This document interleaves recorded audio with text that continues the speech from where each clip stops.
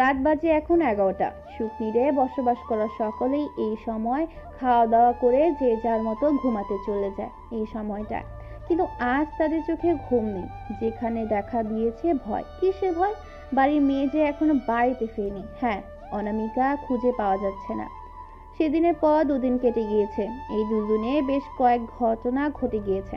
আয়মান তার পরের দিন অনামিকাকে ভার্সিটিতে গিয়ে তাকে বিয়ে করার প্রস্তাব দেয়, কিন্তু অনামিকা অভিমানবশত বলে দেয় সে সারা জীবন কুমারী থাকবে, কিন্তু আয়মানকে বিয়ে করবে না।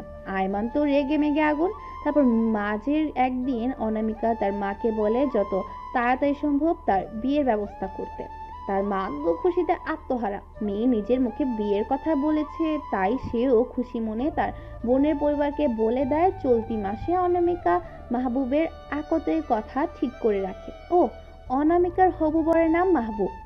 আয়মান এই কথা জেনে যায় তার বোনের মাধ্যমে। মূলত সাউদার শাশুড়ি সাউদাকে বলে তার পরিবারকে আগ থেকেই জানিয়ে রাখতে। আয়মান প্রতিদিন একবার হলেও বোন আর তার বোনের বাচ্চাদের সাথে কথা বলে। কথায় কথায় সাউদা বলে দেয়। আয়মান যখন জানতে পারে অনামিকা এমন একটা কাজ করেছে, তখন সে রাগে ফেটে পড়ে। মেয়েটার সাহস কত হয় তাকে প্রত্যাখ্যান করে আরেকজনকে বিয়ে করার কথা নিজের মুখে নিজের মাকে বলে। তারপরেই আয়মান ঠিক করে নেয় সে কি করবে। আমান তার পকেট থেকে ফোন বের করে তার মাকে কল লাগায়। তার মা রিসিভ করলে সে বলে, আম্মু বরণডালা সাজিয়ে রাখো, তোমার বৌমাকে নিয়ে আসছি, আল্লাহ হাফেজ। কথাটা বলে খট করে কলটা কেটে দেয়। তার মা আহাম্মকের মতো ফোনটা কানে লাগিয়ে হা করে বসে থাকে। তারপর এমন হা করে বসে থাকতে দেখে সাউদার বাবা এসে তাকে হালকা ধাক্কা দিয়ে বলে, কি হলো? এমন হা করে বসে আছো কেন? আর কেই বা ফোন দিয়েছিল? সে হতভম্ব হয়ে বলে, আয়মান ফোন দিয়েছিল। তো কি হয়েছে? ও মনে হয় তোমাকে কখনো ফোন দেয় না বাইরে গিয়ে। ও বলল বরণডালা সাজিয়ে রাখতে, বৌমাকে নিয়ে আসছে বাসায়। কি আবোল তাবোল বলছো? আমাকে যা বললো আমি তোমাকে তাই বললাম। তারা দুজন হতভম্ব হয়ে বসে থাকে। সেখানে সাফন আর রাতুল কেবলমাত্র ফিরল বাসায়। তারা এই বিকেল থেকে তারা অনামিকার ভার্সিটি ও আশেপাশের এলাকাগুলো খুঁজে মাত্র আসলো বাসায়। আয়শা গিয়ে দরজা খুলে দিলে তারা ভেতরে প্রবেশ করে। সাফনের মা মেয়ের টেনশনে এক প্রকার অসুস্থ হয়ে পড়েছেন। যুবতী মেয়ে এত রাত পর্যন্ত যখন বাড়ির বাহিরে থাকে, তার উপর যদি তার খোঁজ পাওয়া না যায়, তখন এই মেয়েটার পরিবার উপর দিয়ে কি ঝড় বয়ে চলে যায় সেটা শুধু তারাই বুঝতে পারে যারা কিনা এমন সিচুয়েশনের মধ্যে দিয়ে গিয়েছে। সাফন হেঁটে সোফায় শুয়ে থাকা তার মায়ের মাথায় কাছে এসে বসে। তার মাথায় হাত বুলিয়ে দিতে দিতে বলে, আম্মা টেনশন করো না, আমরা পুলিশ স্টেশনে রিপোর্ট করে এসেছি। তারা হয়তো অনুর খোঁজ করাও শুরু করে দিয়েছে। ইনশাল্লাহ আমরা অনুকে তাড়াতাড়ি পেয়ে যাব। তুমি এখন উঠে একটু খেয়ে নাও। তার মা উঠেও না, কিছু বলেও না, শুধু নীরবে অশ্রু বিসর্জন দিতে থাকে। সাফন হতাশা হয়ে সাউদার দিকে তাকায়, দেখে সাউদার মুখটা কেমন চুপসে গিয়েছে। সে সাউদাকে ইশারায় রুমে যেতে বলে। সে উঠে চলে যায় রুমে। সাউদা রাতুলকে তার রুমে পাঠিয়ে দেয় ফ্রেশ হতে, আর আয়েশাকে বলে তার শাশুড়ি পাশে বসতে। তারপর সেও নিজের রুমে গিয়ে যায়। রুমে ঢুকে আগে চোখ যায় ঘুমিয়ে থাকা সাদাব সুভার দিকে, তারপর চোখ ঘুরিয়ে পুরো রুমটা চোখ বোলায়। সাফনকে দেখতে পায় না, বুঝতে পারে সে ফ্রেশ হতে গিয়েছে, তাই সে সাদা সুভার পাশে গিয়ে বসে। মিনিট 15 পরে সাফন বের হয় ওয়াশরুম থেকে, তারপর গিয়ে বসে পড়ে সোফায়। সাউদা বসা থেকে উঠে সাফনের কাছে এগিয়ে যায়, তার হাত থেকে টওয়ালটা নিয়ে সাফনের চুল মুছে দিতে থাকে। সাফন সাউদার কোমরের দু হাত দিয়ে জড়িয়ে ধরে পেটে মুখ গুজে বসে থাকে। সাউদা বুঝতে পারে সাফন বোনের টেনশনে এমন করছে। সে আলতো করে সাফনের মাথায় হাত বুলিয়ে দিতে থাকে। বেশ কিছুক্ষণ তারা চুপ করে থাকে। হঠাৎই নিচের ড্রয়িং রুম থেকে জোরে কথা বলার আওয়াজ আসতে থাকে। সাফন সাউদা একবার একে অপরের দিকে তাকিয়ে তাড়াতাড়ি করে নিচে আসে। এসে যা দেখে তারা যেন হতভম্ব হতে ভুলে যায়। অনামিকার গায়ে বিয়ের বেনারসি আর আয়মানের সাদা কালারের পাঞ্জাবি পায়জামা পরে দাঁড়িয়ে আছে। দুজনের গলায় ফুলের মালা। আয়মান তার এক হাত দিয়ে অনামিকার হাত চেপে ধরে দাঁড়িয়ে আছে। অনামিকা নিচের দিকে তাকিয়ে চোখের পানি ফেলছে। সাফন তাদের দুজনের সামনে এসে দাঁড়ায়, তারপর জিজ্ঞেস করে, এসব কি হচ্ছে? অনামিকা, তুই কই ছিলি এতক্ষণ? আর তোরা এমন ড্রেসই বা পরে আছিস কেন? অনামিকা কান্নার দাপটে কিছু বলতে পারে না। আয়মান বলে ওঠে, আমরা আজ বিয়ে করেছি ভাইয়া। তার এই ছোট্ট কথাটা যেন বিনা মেঘে বজ্রপাত করে ড্রয়িং রুমে। সাওদা তার কথা শুনে পড়ে যেতে নিলে আয়শা পেছন থেকে এসে তাকে ধরে ফেলে। আয়মান আবার বলে, আমরা দুজন একে অপরকে ভালোবাসি, তাই আজ এই বিয়েটা করে ফেলেছি। রাতুল মাত্র ফ্রেশ হয়ে নিচে নামছিল, কিন্তু এখানে এসে এই এমন কথাটা শুনতে পাবে সে কোনাক্ষরেও টের পায়নি। সে তো বেজায় খুশি, তার বেস্ট ফ্রেন্ড এখন নাকি তার আদরের বোনের স্বামী। সে ঝড়ে বেগে এসে তাকে জড়িয়ে ধরে। সকলে আবার অবাক হয়ে যায়।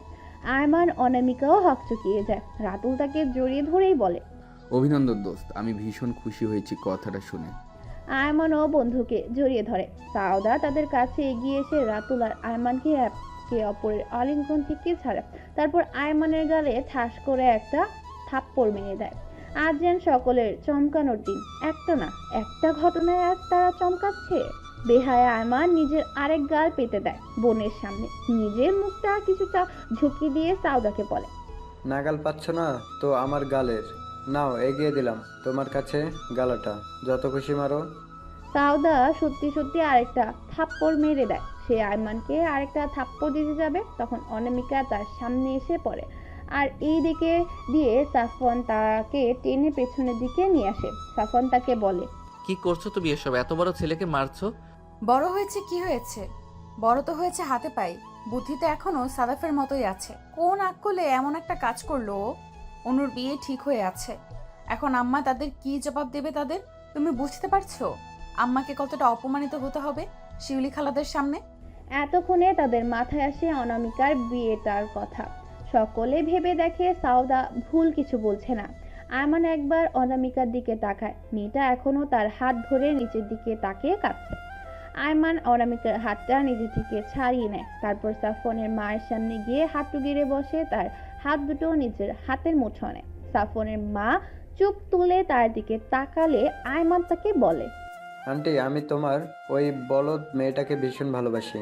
কখন থেকে জানো? সেই ইন্টার লেভেল থেকে।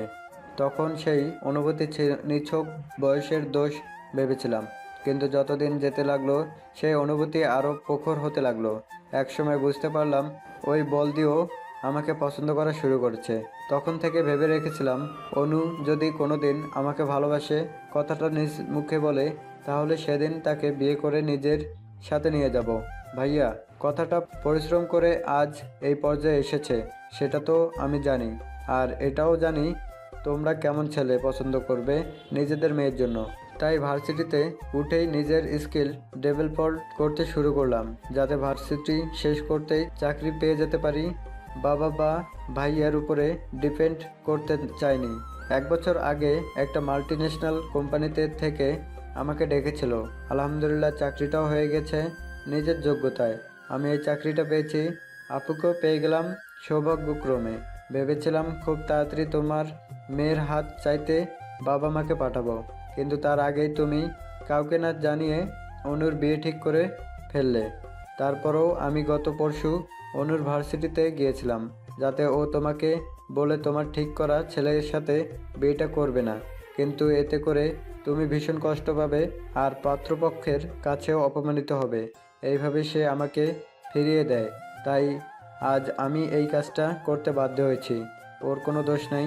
ও কবুল বলার আগ পর্যন্ত তোমার কথা ভেবে কেঁদেছে। প্লিজ ওর সাথে রাগ করে থেকো না। যা করার আমার সাথে করো, আমাকে মারো, বকো, যা ইচ্ছা করো, কিন্তু ওকে আমার থেকে আলাদা করো না। ভীষণ ভালোবাসি ওই বলদিটাকে। কথাগুলো বলতে বলতে আয়মানের চোখ দিয়ে অশ্রু গড়িয়ে পড়ে। সেই ও সাথে উপস্থিত সকলের চোখেও অশ্রু এসে জমা হয়। সাফওয়ানের মা কিছুক্ষণ থা মেরে বসে থাকে, তারপর অনামিকাকে ইশারা করে তার কাছে আসতে। অনামিকা ভয়ে ভয়ে মায়ের কাছে আসে, তারপর আয়মানের মতো হাঁটু গেড়ে বসে পড়ে। সাফওয়ানের মা অনামিকার ডান হাতটা টেনে আয়মানের হাতে দিয়ে বলে, ভালো যখন বেসেছো, একে অপরকে যত্ন করে নিজেদের কাছে রাখো। অবহেলার পরিণতি কতটা ভয়াবহ আশা করি দেখেছো। দোয়া করি তোমাদের সংসার জীবন সুখের হোক। কথাটা বলে সে আয়মান অনামিকার কপালে স্নেহের পরশ দেয়। তারপর তাদের দুজনকে জড়িয়ে ধরে। সাফওয়ানের মা আয়মান আর অনামিকাকে ছেড়ে সাওদাকে বলে, সবার রাতের খাবারের আয়োজন করো বৌমা, আর তোমার বাবা মাকে বলে দাও কাল সকালে একবার আসতে। ওরা না হয় বিয়েটা করে ফেলেছে, আমরা তো আর আমাদের দায়িত্ব থেকে হাত গুটিয়ে বসে থাকতে পারি না। আর হ্যাঁ, আজ তো অনেক রাত হয়ে গিয়েছে, আজ এখানেই থেকে যাও। সবাই তার কথা মাথা নাড়িয়ে সম্মতি দেয়। সাউদা ননদ আর তার ভাইকে কিছু বলে না, কিচেনে চলে যায় সকলের ডিনারের ব্যবস্থা করতে। আশাও একবার তাদের দিকে তাকিয়ে সাউদার পেছন পিছন যায়। সাফওয়ান অনামিকা আয়মানকে বলে, অনু যাও আয়মানকে নিয়ে নিজের রুমে গিয়ে ফ্রেশ হয়ে আসো, সকলে একসাথে ডিনার করব। অনামিকা বড় ভাইয়ের কথা মতো আয়মানকে নিয়ে তার রুমে চলে যায়। আয়মান ফ্রেশ হয়ে যাতে হালকা ড্রেস পরতে পারে তাই রাতুলকে সাফওয়ান বলে তার নিজের এক স্যুট ড্রেস যাতে আয়মানকে দিয়ে আসতে। আয়মানও বিনা বাক্যে নিজের কাজ শুরু করে। সকালে সে যার মতো চলে যায়। ডাইনিং রুমে থেকে যায় শুধু সাফওয়ান ও তার মা। সাফওয়ান তার মায়ের পাশে বসে আছে, তারপর মায়ের হাত দুটো নিজের হাতের মুঠো নিয়ে তাতে একটা চুমু দেয়, তারপর বলে, আম্মা, ওদের আপনি মন থেকে ক্ষমা করে দেন। ওরা ছোট মানুষ, বুঝে উঠতে পারিনি কোনটা করলে ভালো হবে আর কোনটা করলে হবে না। ওদের আপনি মন থেকে দোয়া দিয়েন, না হলে যে ওরা সুখী হতে পারবে না। তার মা ছেলের এহন কথায় হালকা হাসে। ছেলে তার মন করেছে সে হয়তো চাপে পড়ে তখন ওই কথাগুলো বলেছে, কিন্তু না, সে মন থেকে মেনে নিয়েছে। যখন শুনলো মেয়ে তার সম্মান বাঁচাতে নিজের ভালোবাসার মানুষটিকে প্রত্যাখ্যান করেছে, তখনই সে বুঝতে পারে সে তার সন্তানদের সঠিক শিক্ষা দিতে পেরেছে। তখনই সে তাদের মন থেকে ক্ষমা করে দিয়েছে আর তাদের জন্য দোয়াও করেছে। সাফওয়ানের মা সাফওয়ানকে বলে, আব্বা, আমি ওদের মন থেকেই ক্ষমা করে দিয়েছি আর দোয়াও করেছি। সাফওয়ানের বুক থেকে মনে হলো বড় কোনো বোঝা নেমে গেল। অনামিকার রুমে ঢুকে আয়মান আগে ভাগে ওয়াশরুমে ঢুকে পড়ে। তার গরম একটু বেশি, আজ সারাদিন পাঞ্জাবি পরে থাকায় ঘেমে গা কেমন কুটকুট করছে, তাই সে আগে গেছে ফ্রেশ হতে। ওয়াশরুমে ঢোকার মিনিট দুয়েক পর ওয়াশরুমের দরজায় নক করে অনামিকা। সে দরজাটা হালকা একটু খুলে মাথাটা সামান্য বের করলে আয়মান অনামিকা বলে, ছোট ভাইয়া আপনার পরার জন্য জামা কাপড় দিয়ে গেছে, এই নিন। অনামিকা নিজের হাতে ধরে রাখা কাপড়গুলো আয়মানের দিকে এগিয়ে দেয়।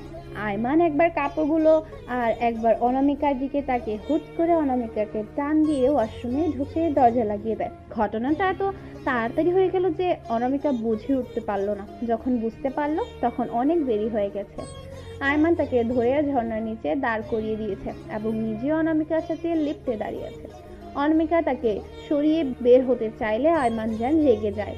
এমনিতেই পরশুদিন ওই ঘটনার জন্য সে অনামিকার উপর রেগে আছে, তার উপর আজ তাকে যেই ভোগান্তি পোহাতে হয়েছে, সব রাগ নিয়ে আয়মান খামচে ধরে অনামিকার কোমর, তারপর রেগে হিসিয়ে বলে, আর একবার আমার থেকে সরার চেষ্টা করবি আই শোয়ার তোরে আজ সারা রাত ঘুমাতে দেব না অনু। অনামিকা তার কথা এবং কথা বলার ধরন দেখে ভয় পেয়ে যায়, তাই নড়াচড়া থামিয়ে থ মেরে দাঁড়িয়ে থাকে। আয়মান তাকে শান্ত হতে দেখে একটা বাঁকা হাসি দেয়, তারপর অনামিকাকে খোঁচা মেরে বলে, বাহ, ভালোই ভয় পাস দেখি আমাকে। এতই যখন ভয় পাস তাহলে ওই দিন ভার্সিটিতে এতগুলো মানুষের সামনে আমাকে রিজেক্ট করতে তোর একটু ভয় লাগেনি? ভাবিসনি যদি আমি তোকে তুলে নিয়ে গিয়ে বিয়েটা করি তারপর কি হবে তোর সাথে? বিয়ে করার পর আর কি বা করবে, মেয়েরে তো ফেলবে না। আর তোমাকে রিজেক্ট করার দুটো কারণ ছিল, এক, আম্মুর শিউলি খালাকে দেওয়া ওয়াদা যাতে ভঙ্গ না হয়, দুই, তোমার মতো নিষ্ঠুর পুরুষকে আমার লাগবে না। তুমি শুধু আমাকে কাঁদাতে ভালোবাসো। তোমাকে আমি অনেক আগে থেকেই আকারে ইঙ্গিতে আমার ভালোবাসার কথাটা বুঝিয়েছি। আর এখন এটা বলো না যে তুমি আমার ইঙ্গিতগুলো বোঝোনি। সব বোঝার পরও তুমি সব সময় থাকতে নির্বাক কেন? ওই যে আমাকে কষ্ট দিতে, কাঁদাতে, ভালোবাসতে, তাই আমাকে কত অবহেলা করেছো আশা করি মনে আছে। এইসব কারণে আমি তপ্ত বিরক্ত হয়ে ভাবলাম যে আমার না তার পেছনে ঘুরে লাভ নেই। আমারও ভালোবাসা পাওয়ার অধিকার আছে। ভালোবাসার মানুষটার থেকে ভালোবাসা নাই বা পেলাম, স্বামীর থেকে তো আমি ভালোবাসার দাবি রাখতেই পারি। তাই তোমাকে ওই দিন রিজেক্ট করেছিলাম। আয়মান এক ধ্যানে অনামিকার কথাগুলো শুনছিল। মেয়েটার প্রায় সময়ই কথা সঠিক এবং সত্য। তার নিজের মনে এখন এক প্রকার অপরাধবোধ উকি দিচ্ছে। সে নিজেকে সামলাতে মেয়েটাকে অনেক কষ্ট দিয়ে ফেলেছে। অনামিকার কোমরে রাখা হাত জোড়ার বাঁধন হালকা হয়ে যায় এতক্ষণে। এক হাতে কোমর রেখে আরেক হাত এগিয়ে দিয়ে স্পর্শ করে অনামিকার ডান গাল। আলতো করে স্লাইড করে থুতনি ধরে মুখটা উপরের দিকে তুলে দেখতে পায় অনামিকার নিঃশব্দে কাটছে। নাকটা লাল টমেটোর মতো দেখা যাচ্ছে। কান্না আটকে রাখতে ভীষণভাবে চেষ্টা চালাচ্ছে মেয়েটা, যার কারণে শ্বাস ফুলে উঠছে। আয়মান মুখ নামিয়ে অনুর লাল টুকটুকে নাক দায় আদার করে দেয়। অনামিকা তার ঠোঁটের ছোঁয়া পেতেই নিজের চোখ বন্ধ করে নেয়। ঝর্ণার নিচে থাকায় বোঝার উপায় নেই কোনটা চোখের পানি আর কোনটা এমনি পানি। আয়মান শান্ত গলায় বলে, আই অ্যাম সরি জান, I am really very sorry. আমি বুঝতে পারিনি নিজের অজান্তে তোমায় এতটা কষ্ট দিয়ে ফেলবো। আসলে আমি যখন রিয়েলাইজ করতে পারলাম তুমিও আমাকে ভালোবাসতে শুরু করেছো, তখন থেকে নিজের অনুভূতিগুলো তোমার থেকে লুকাতে আমি কঠিন হয়ে গেলাম। তোমার সাথে রুট ব্যবহার করা শুরু করলাম যাতে করে তুমি আমার থেকে দূরে থাকো। কিন্তু তুমি আমার ভাবনার বাইরে কাজগুলো করতে, আমাকে বারবার ফোন দেওয়া, তোমার ছোট ছোট কেয়ার আমাকে আরও বেশি আসক্ত করে ফেলেছিল তোমার প্রতি। তাই না চাইতেও আরও বেশি খারাপ ব্যবহার করতে শুরু করলাম, অবহেলা করতে লাগলাম। কিন্তু বিশ্বাস করো, তোমাকে কষ্ট দিয়ে আমি কিন্তু সুখে ছিলাম না। আমারও বুক ভীষণভাবে পুড়তো। তোমার মলিন মুখ আমার বুকে কাটার মতো ফুটিয়ে দিত। আমিও ভালো ছিলাম না। প্রতিটি মুহূর্ত মনে হতো তোমার নিয়ে অনেক দূরে চলে যাই, যেখানে এই সব ধরা বাঁধা নিয়ম থাকবে না, শুধু থাকবে তুমি, আমি আর আমাদের ভালোবাসার মুহূর্তগুলো। কথাগুলো শেষ করে আয়মান অনামিকার দিকে তাকায়। দেখে আগের অনামিকার কান্নায় আওয়াজ না হলেও আস্তে আস্তে ফুফানোর আওয়াজ হচ্ছে। সে অনামিকাকে নিজের বুকের সাথে জড়িয়ে ধরে, মাথায় হাত বুলিয়ে দিতে থাকে। অনামিকা যেন নিজের কান্নাগুলো উগড়ে দেওয়ার একটা জায়গা পেল। সেও দু দাঁত দিয়ে আয়মানকে আঁকড়ে ধরে কাঁদতে লাগলো। আয়মান তাকে সময় নিয়ে কাঁদতে দিল। বেশ অনেকক্ষণ সময় নিয়ে কেঁদে নিজেকে হালকা করলো অনামিকা। তার উপর আবার তার ভীষণ ঠান্ডাও লাগছে। এতক্ষণ ধরে তারা দাঁড়িয়ে আছে পানির নিচে, ঠান্ডা তো লাগারই কথা। আয়মার মাথাটা একটু ঝুঁকিয়ে দেখে অনামিকার কান্না থেমে গিয়েছে। সে একটু মজা নিয়ে বলে, থামলো তাহলে কান্না? আমি তো ভেবেছিলাম আজ সারা রাতেও হয়তো থাকবে না, যেই মরা কান্না লাগিয়েছিলে। কথাটা শেষ করতে দেরি, কিন্তু অনামিকার কামড় দিতে দেরি হয় না। সে আয়মানের উন্মুক্ত বুকে নিজের দাঁত বসিয়ে দিয়েছে সজোরে। আয়মান ব্যথা পেলে কিছুই বলে না, চুপ করে দাঁড়িয়ে থাকে। অনামিকা নিজের মনের ক্ষোভ মিটিয়ে দাঁত সরায়, তারপর আয়মানের বুক থেকে মাথা তুলে বলে, আমার শীত করছে, ছাড়ো আমাকে, রুমে গিয়ে চেঞ্জ করবো আমি, ততক্ষণে তুমিও চেঞ্জ করে আসো। আয়মান তো তাকে ছাড়লই না, উল্টো নিজের হাত বাঁধনগুলো আরো শক্ত করে। তারপর অনামিকার চোখে চোখ রেখে বলে, শীত করছে, আগে বলবে না? শীত করলে আমি আছি কি করতে? এখনই তোমাকে গরম করে তুলছি। কথাটা বলেই হামলা চালায় অনামিকার ওষ্ঠে, আদরে আদরে ভরিয়ে দিতে থাকে প্রিয়তমাকে। অনামিকা হতভম্ব হয়ে যায় আয়মানের এমন কাজে। আয়মান তাকে রেসপন্স করতে না দেখে আলতো কোমর দিয়ে তাকে অনুর ঠোঁটে। অনামিকা ধ্যান ফিরলে সেও আস্তে ধীরে রেসপন্স করতে থাকে। অনামিকাকে তাল মেলাতে দেখে আয়মান যেন আরো উন্মাদ হয়ে যায়। অনামিকাকে নিজের বুকের সাথে আরো চেপে ধরে কঠিনভাবে আদর করতে থাকে। এক পর্যায়ে যখন পর্যাপ্ত অক্সিজেনের অভাব অনামিকার শ্বাস নিতে পারছিল না, তখন আয়মান না চাইতেও থামতে হয় তার পাগলামো।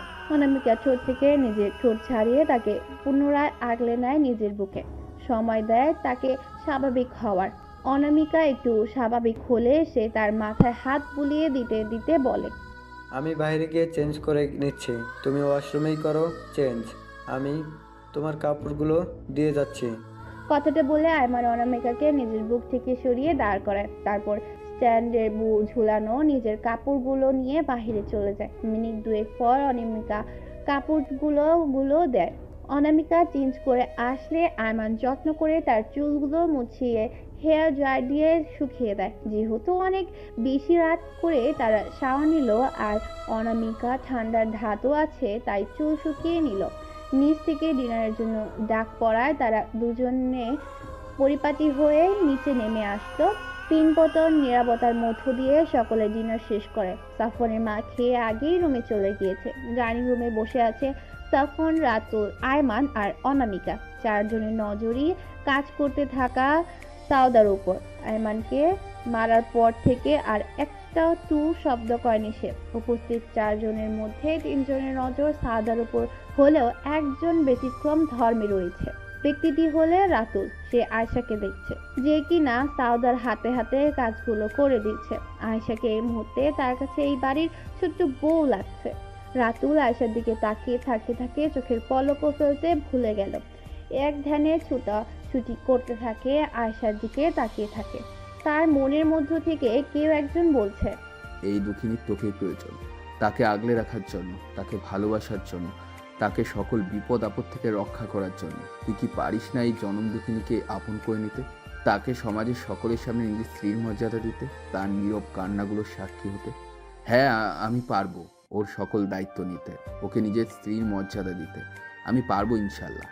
কথাটা বলেই তার মুখে একটা সুন্দর হাসি ফুটে ওঠে। তার এমন বীরবিরানি আর একা একা হাসতে দেখে উপস্থিত বাকি 3 জন অবাক হয়ে তার দিকে তাকিয়ে থাকে। আয়মান অনামিকার পাশ থেকে উঠে এসে রাতুলের পিঠে চাপড় দিয়ে বলে, কি রে শালা, কিভাবে এমন মিটিয়ে মিটিয়ে হাসছিস? আমাদের বল, আমরাও একটু হাসি। এতক্ষণে রাতুলের ধ্যান ফিরে সে ভুলে গিয়েছিল এখানে সে বাদেও এখানে আরো 3 জন উপস্থিত আছে। সে সাফনের দিকে তাকিয়ে থতমত খেয়ে যায়। সাফন তীক্ষ্ণ চোখে তার দিকে তাকিয়ে আছে। রাতুল একটা বোকা হাসি দিয়ে বলে, তেমন কিছু হবে না, আসলে একটা জোকস মনে পড়ে গিয়েছিল তো। অনেক রাত হয়ে গেছে, আমি ঘুমাতে গেলাম। শুভরাত্রি সকলকে। কথাটা বলে রাতুল দৌড়ে তার রুমে গিয়ে দরজা লাগিয়ে দেয়। সাফন, অনামিকা আর আয়মান একে অপরের দিকে তাকিয়ে হা হা করে সশব্দে হেসে দেয়। সবকিছু গোছগাছ করে সবার শেষে নিজের রুমে ঢুকে সাউদা যেয়ে দেখে সাফন না ঘুমিয়ে সোফায় বসে তার জন্য অপেক্ষা করছে। সাউদা তার দিকে একবার তাকিয়ে ওয়াশরুমে ঢুকে ফ্রেশ হয়ে আসে। ততক্ষণে সাফন বেডে গিয়ে শুয়ে পড়েছে। সাউদা লাইট নিভিয়ে বেডে গিয়ে কপালে হাত রেখে শুয়ে পড়ে। সাফন বুঝতে পারে সাউদার মনে আজ অনেক খারাপ। সে বাচ্চাদের এক সাইডে দিয়ে তাদের পাশে এক বড় কোলবালিশ দিয়ে সাউদার কাছে আসে।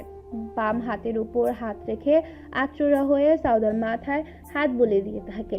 সাউদা মাথার উপর থেকে হাত সরিয়ে দেখে সাফন তার মাথায় হাত বুলিয়ে দিচ্ছে। সাউদা তাকানো দেখে সাফন তাকে ইশারা করে বুকে আসার জন্য। সাউদা বিনা বাক্যে ব্যয় তা পালন করে। বেশ কিছুক্ষণ তারা চুপ করে থাকে। তারপর আস্তে ধীরে সাউদাকে জিজ্ঞেস করে, মন খারাপ কেন আমার মনের রানীর? আমার নিজের মধ্যে কেমন একটা গিল্টি ফিল হচ্ছে। বারবার মনে হচ্ছে আমার ভাইয়ের জন্য আম্মাকে তার কথার খেলাফ করতে হচ্ছে। ও যদি আগেই বলে দিত তাহলে হয়তো আম্মার কথার খেলাফ হতো না। তার কথা শুনে সাউদা নিঃশব্দে হাসে। তারপর সাউদা মাথায় হাত বুলিয়ে দিতে দিতে বলে, ডোন্ট ফিল গিলটি জান, এখানে ওদের দোষ কই বলো? আর তুমি বিষয়টার পজিটিভ দিকগুলো ধরো। আয়মান যদি এই কাজটা না করতো তাহলে কিন্তু 3টা জীবন নষ্ট হতো। অনুর সাথে যদি মাহবুবের বিয়ে হয়ে যেত তাহলে ভেবে দেখো কি একটা অবস্থা হতো। অনু মাহবুব কখনোই মন থেকে সুখী হতে পারতো না। আয়মান, সে কি পারতো সুখী হতে ভালোবাসার মানুষটিকে ছেড়ে? আমার তো মনে হয় পারতো না। সাফনের কথাগুলো সাউদাকে বিষয়টা সম্পর্কে ভাবতে বাধ্য করে। ঠিকই তো বলেছে সাফন। আজ না হয় তার শাশুড়ি একটা কথার খেলাফে 3টা জীবন ধ্বংসের হাত থেকে রেহাই পেল। ভবিষ্যতে তাদের সুখ দেখে তার শাশুড়ি মাই বেশি খুশি হবেন। কথাগুলো ভেবেই সাউদার মনটা খুশি হয়ে যায়। সে তার হাতের বন্ধন আরো শক্ত করে সাফনকে শক্ত করে জড়িয়ে তার বুকে চুমু দিতে থাকে। সাফন জানে তার বউ বুদ্ধিমতী প্রিয়। অল্প কথায় সে যা বোঝার বুঝে যায়। সেও সাউদাকে আরো শক্ত করে জড়িয়ে ধরে বলে, মন ভালো হয়েছে আমার মনের রানী। সাফন তার চুলের নিজতে ঠোঁট ছুঁয়ে বলে, ছোট বড় যে কোনো বিষয়ে মন খারাপ হলে আমাকে বলবে, যেমনটা আগে বলতে। যদি না বলো তাহলে আমি ভাববো তুমি এখনো আমাকে ক্ষমা করতে পারোনি। মনে থাকবে? সাউদা মাথা নাড়িয়ে সম্মতি দেয়। তারপর দুজন সে অবস্থায় ঘুমিয়ে পড়ে। ছাদে দাঁড়িয়ে রাতের আকাশটা দেখছিল রাতুল। ওই আকাশের দিকে তাকিয়ে যেন সে আয়শাকে দেখছে। হঠাৎ কারো পায়ের শব্দ পেয়ে রাতুল পিছনে তাকায়। পেছনের ব্যক্তিটিকে দেখে তো সে অবাক। আয়শা, এত রাতে তো তাও আবার ছাদে। আয়শা তাকে দেখে কিছুটা অবাক হয়। সে তড়িঘড়ি করে ছাদ থেকে চলে যেতে নেয়, কিন্তু তখনই রাতুল তার পেছন থেকে ডাক দেয়।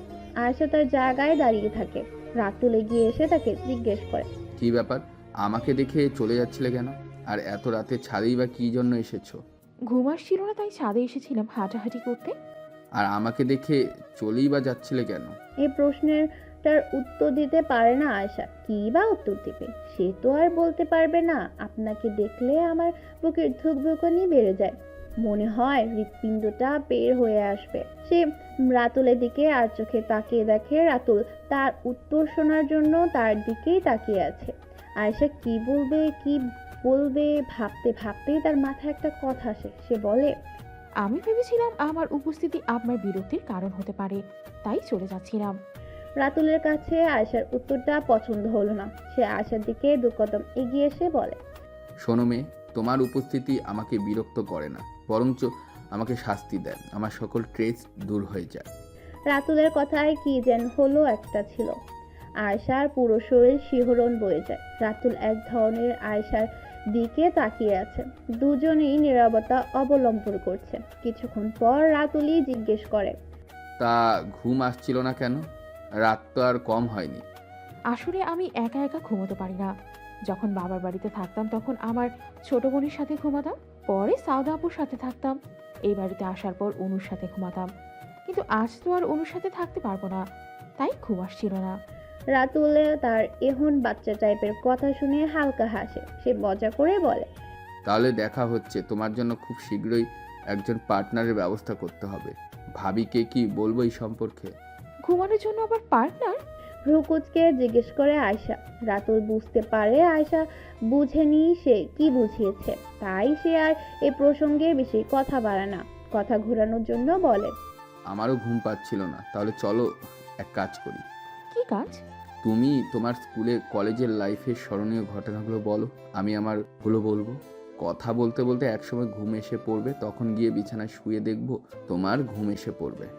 আয়শা স্কুল কলেজ লাইফে তেমন কোনো স্মরণীয় ঘটনা নেই, কিন্তু তার কাছে রাতুলের প্রস্তাবটাও বেশ ভালো লেগেছে। তাই সে সম্মতি দেয় গল্প করার। দুজনে ছাদের মেঝেতে বসে পড়ে গল্প করার উদ্দেশ্যে। সকালবেলা নাস্তার টেবিলে সকলেই উপস্থিত থাকলেও দুজন ব্যক্তি অনুপস্থিত, রাতুল আর আয়শা। কাল তারা গভীর রাত পর্যন্ত গল্প করে তারপর ঘুমোতে গিয়েছে, তাই আজ কেউই সঠিক টাইমে নাস্তার টেবিলে উপস্থিত হতে পারেনি। সাউদা আয়শাকে ডাকতে গিয়ে দেখে সে বেঘুরে ঘুমাচ্ছে। রাতুলের ক্ষেত্রেও তাই। তাদের জন্য সবাই অনেকক্ষণ অপেক্ষা করার পরেও যখন তার দুজন একজনেও আসে না, তখন সকলে তাদের রেখেই নাস্তা করে নেয়। 10:30টার দিকে আয়শার ঘুম ভাঙলে সে হুড়মুড়িয়ে ড্রয়িং রুমে আসে। এসে দেখে সকলে বসে কথা বলছে। সে আসার মিনিট দুয়েক পরে রাতুল আসে। সাউদা তাদের দুজনকে নাস্তা দিলে তারা খেতে শুরু করে।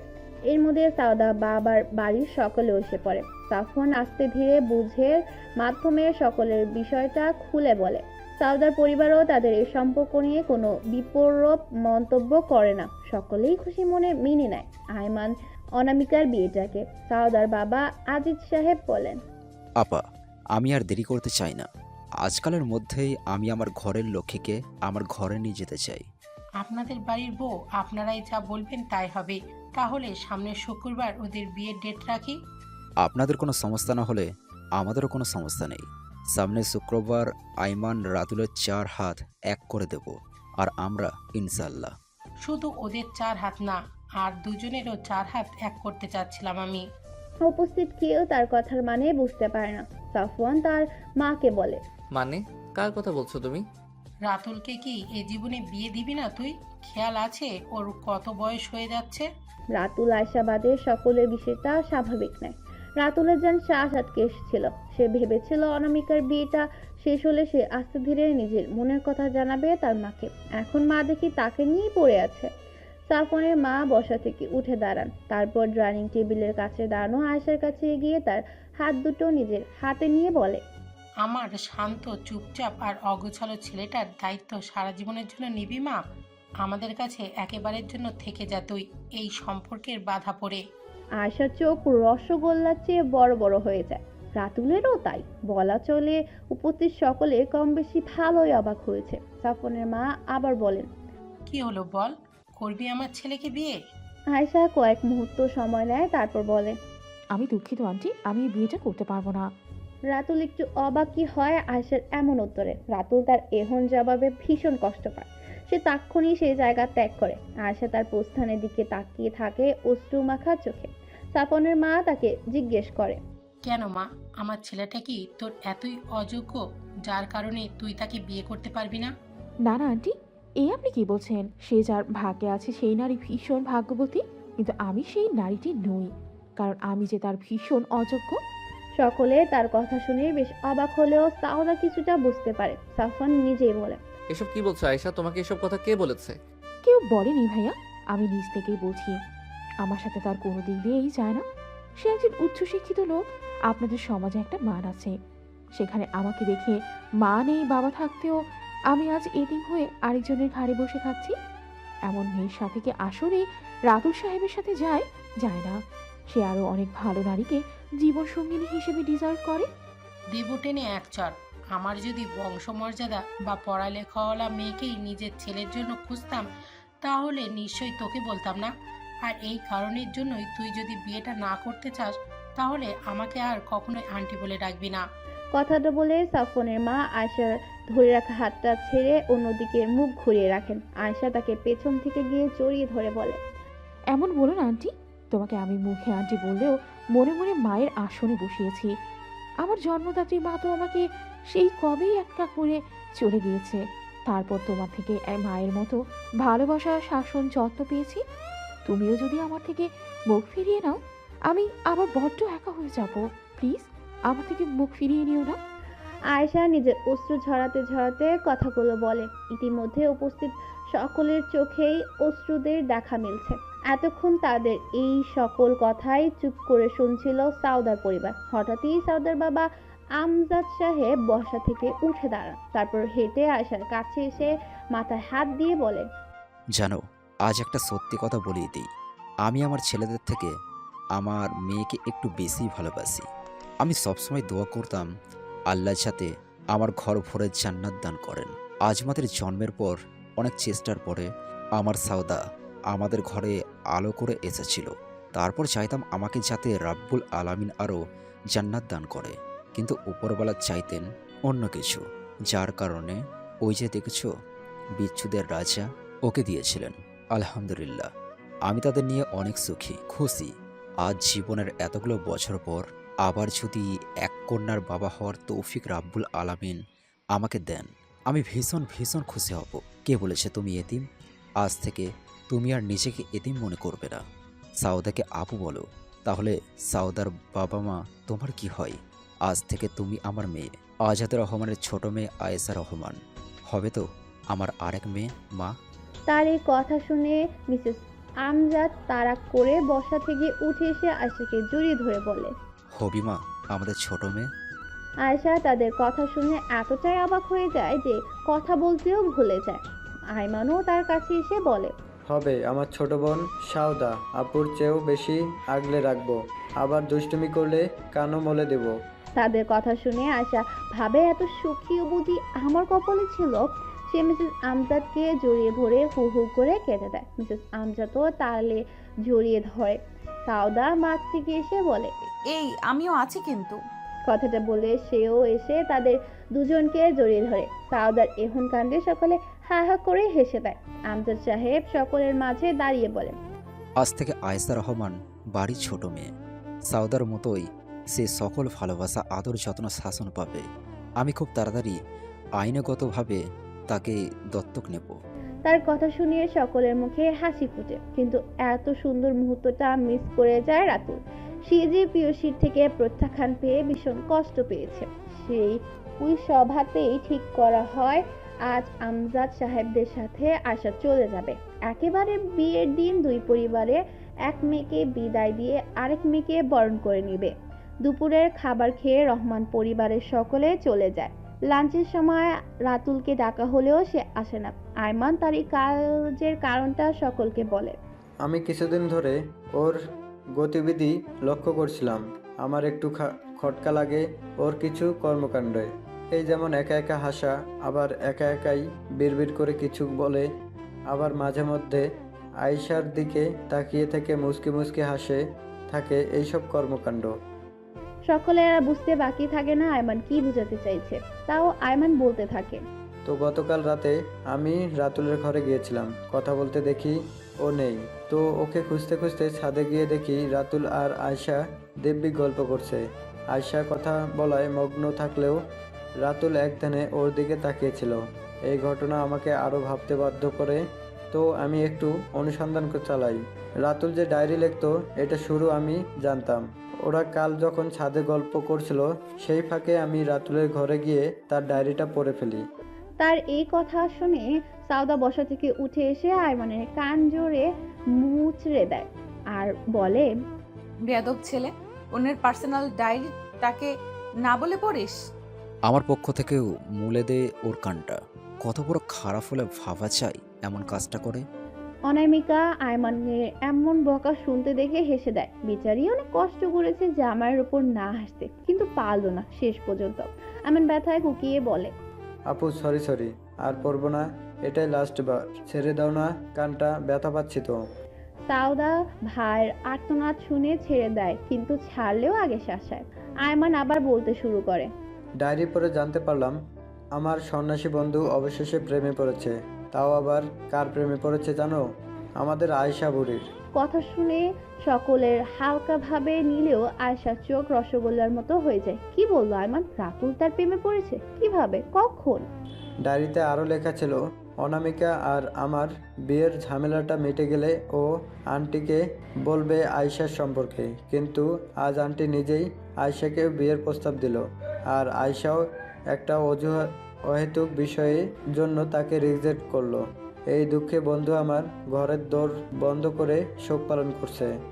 এইভাবে সকলে বুঝতে পারলো রাতুলের খাবার না খাওয়ার কারণ।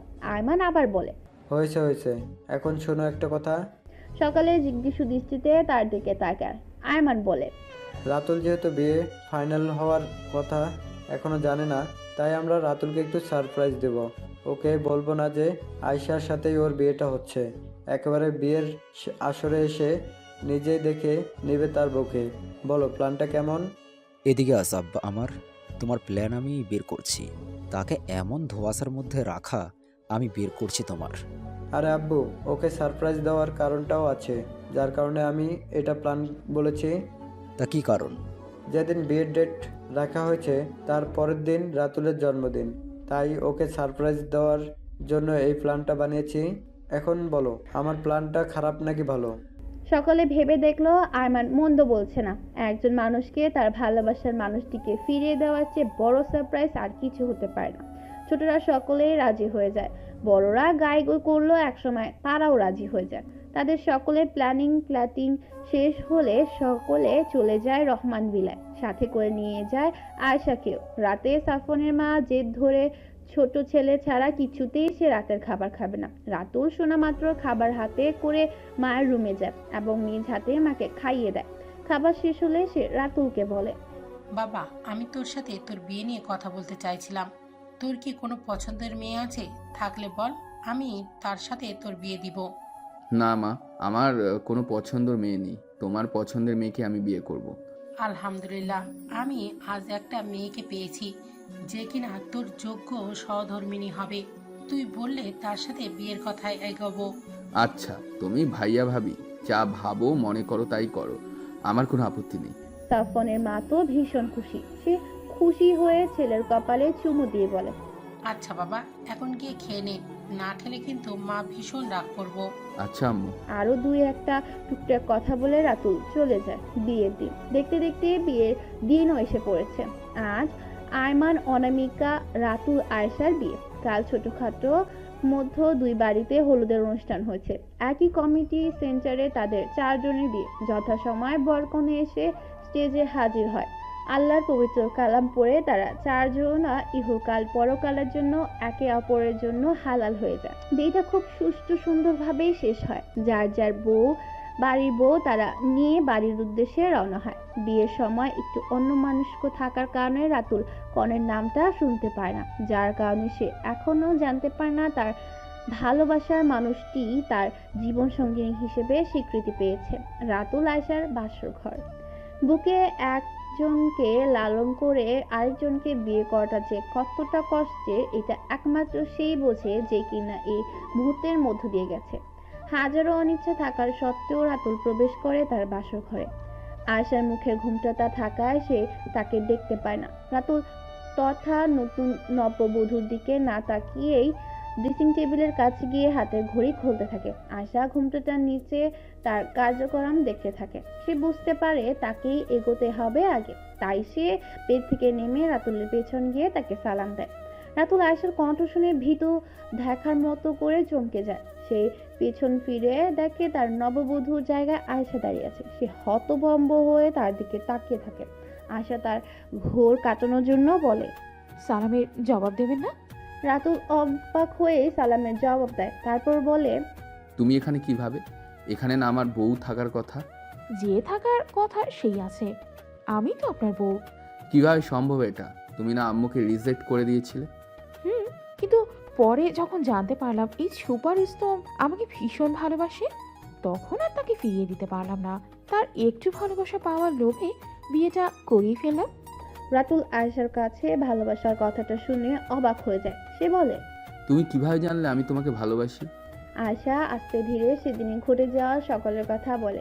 সে সাথে আয়মানের সারপ্রাইজ দেওয়ার কথাটাও বলে। রাতুল খুশি হতে গিয়ে হতে পারে না। সে আয়েশার হাত ধরে বুকের উপর থেকে সরিয়ে বলে, তোমরা আমার সাথে এমনভাবে মজা নিলে আমার ফিলিংসের কোনো দাম নেই। আয়েশা তাকে বোঝানোর জন্য এগিয়ে আসলে রাতুল তাকে থামিয়ে দিয়ে বলে, আমি ভীষণ কষ্ট পেয়েছি আয়েশা তোমার এমন কাজে। আমাকে একটু সময় দাও, নিজেকে একটু গুছিয়ে নিই। ভালো আমি তোমাকেই বাসি, কিন্তু এই কাজটা নিয়ে কিছুই মেনে নিতে পারছি না।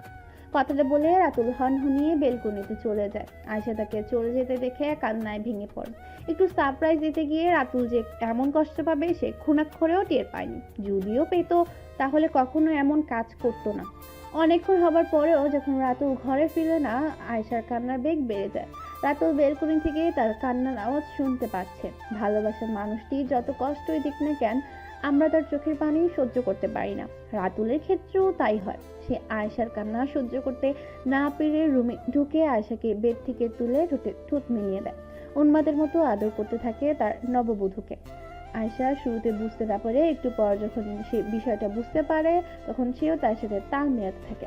আয়েশার রেসপন্স যেন রাতুলকে আরো পাগল করে দেয়। সে আয়েশার ঠোঁট ছেড়ে তার পুরো মুখে চুমুতে ভরিয়ে তুলতে থাকে। বেশ কিছুক্ষণ নিজের মতো আদর করে তারপর সে শান্ত হয়। সে আয়েশার কপালের সাথে কপাল ঠেকিয়ে তাকে বলে, আর কোনোদিন যদি তোমার চোখে পানি দেখি আয়েশা, সেদিন আমি তোমাকে কি করব যে।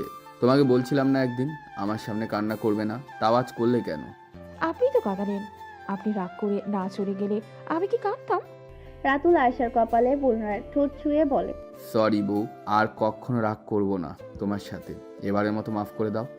আপনার মাপ চাইতে হবে না। শুধু এরকম ভাবে আমাকে সারা জীবন ভালোবেসে যে আমি যে ভালোবাসার বড্ড কাঙ্গাল। ইনশাল্লাহ যতদিন বেঁচে আছি তোমার হৃদয়ের রানী থাকবে শুধু আমার আয়ুষু, আমার ভালোবাসার রানী। রাতুল আয়েশাকে নিজের বুকের সাথে শক্ত করে জড়িয়ে ধরে কথাগুলো বলে। কিছুক্ষণ এভাবে থাকার পর রাতুল আয়েশাকে বলে, যাও বউ, চেঞ্জ করে আসো। আর হ্যাঁ, অজু করে আসবে কিন্তু। আল্লাহর দরবারে শুকরিয়া আদায় করব আমরা। আমাদের নতুন জীবনটা শুরু করব, ঠিক আছে?